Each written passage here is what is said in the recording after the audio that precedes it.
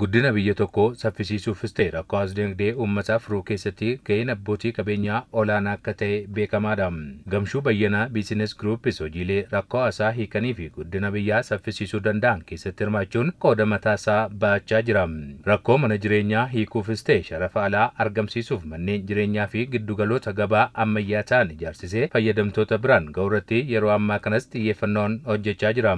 Abbaan qabeenyaa fi hundeessaan Gamshuu Bayyanee Biizines Group obbo Gamshuu Bayyanaa maqaa Ilillee Grand Real Estate jedhuun manneen jireenyaa fi giddugaloota gabaa ammayyaa ijaarree fayyadamtoota biraan ga'uuf yeroo ammaa kana hojiitti seennee jirra jedhaniiru. Waan guddaan bootaan nama jirreet kuni baay'ee eeyyuutti dhiyoodha. Afrikaan baay'oon addana kanatti kan qubatanii yeroo hunda apartimentii legjerii ta'anii nu gaafatu. Nu gaafatanii faamilii wajjiniin hojiif waggaa 2 waggaa 3 warri dhufan jiru. Isaan kun immoo akka carraa asiin argatan. Kanaaf kompleenii godhu hoteela dhufanii abbaa ciisicha 3 qabdu moo qabdanii faamilii wajjin jiraachuu dandeenya moo hin dandeenyu jedhanii waan akkasii kana jaa nu gaafataniif. Waan akkasii kana immoo yoo nuti irratti hojjennee wantoota kana yoo kompleenii jiru kana yoo rakkoo jiru kana yoo hiikne biyyaafillee unuufillee bu'aa qaba kan jennu sammuu keenya keessatti fudhanneeti itti galle.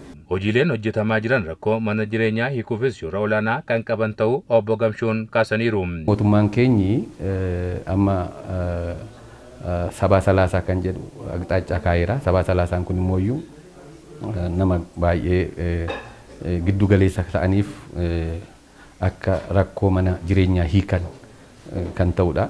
Isarrattis immoo pilaanii goonee mana kana rakkoo jireenyaa kana hiikuuf already jiruutti galleerra jechuudha. Amma waggaa 5tti mana 700 mana 700 hojjennee uummataaf deliverii goona yoo san arganne jennee yaadna. Real Estatein Kaasaanchis yookaan bakka dur maqaa ganamaa Qarsaa jedhamee beekamutti lafa kaaree meetira 1000 irratti ijaaramaa jirus bifa ammayyaa'een waan hunda of keessatti kan hammate ta'us obbo Gamshuun himaniiru.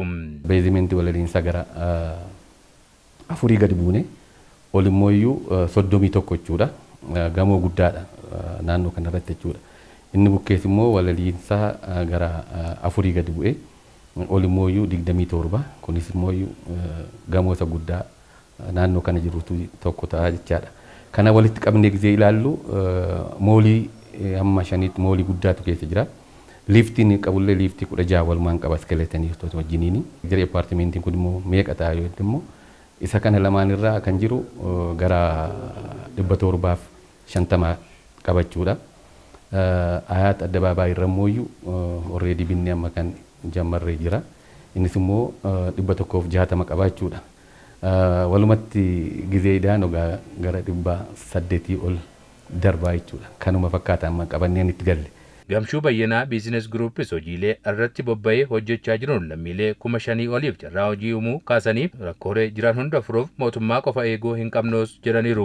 Mootummaan poolisiidha sirreessa. Isa sirreessinaani abbaa qabeenyaati. Fartii godhee hojii hojjetee abbaa qabeenyaa bichaa ton ta'in inni duubaa dhufullee hojjetee deliverii gochuu kan qabu. Kanaaf hundi keenyu mootummaa irraa bichaa eegootu hin ta'in carraa hojii uumuu irratti tokkoon keenya hojjechuu qabna kan jedhu of keessaa qaban. Ammayyuu taanaan namni qacaramee hojjechuu irra qacaree hojjechiisuu irratti otoo dhufee carraa hojii uumaa kan jedhuun sammuu keessaa qaban. Ministeerri magaalaa fi bu'uuraalee misoomaa aadde Caaltuu Saanii mootummaan abbootii qabeenyaa hojiilee guddina biyyaa saffisiisuu danda'an hojjetaniif deeggarsa barbaachisu kan taasisu ta'uu himaniiru. ከተማችን እንዲህ አይነት ተቋማት እንዲህ አይነት ቢልዲንጎች መኖራቸው Magaalaan keenya dhaabbilee fi ijaarsota akkasii qabaachuun ishee biyya ijaaruu fi jijjiiruu keessatti shoorri isaan qaban olaanaadha. Obbo Gamshuu fi kanneen as keessatti hirmaattaniin galatoomaan jedha. Akka ministeera magaalaa fi bu'uuraalee misoomaatti kanneen damee kanarratti bobba'anii hojjechaa jiran akkasumas irratti bobba'uuf fedhii qabaniif tumsa barbaachisu kan taasisnu ta'uu keenya carraa kanaan ibsuun barbaada.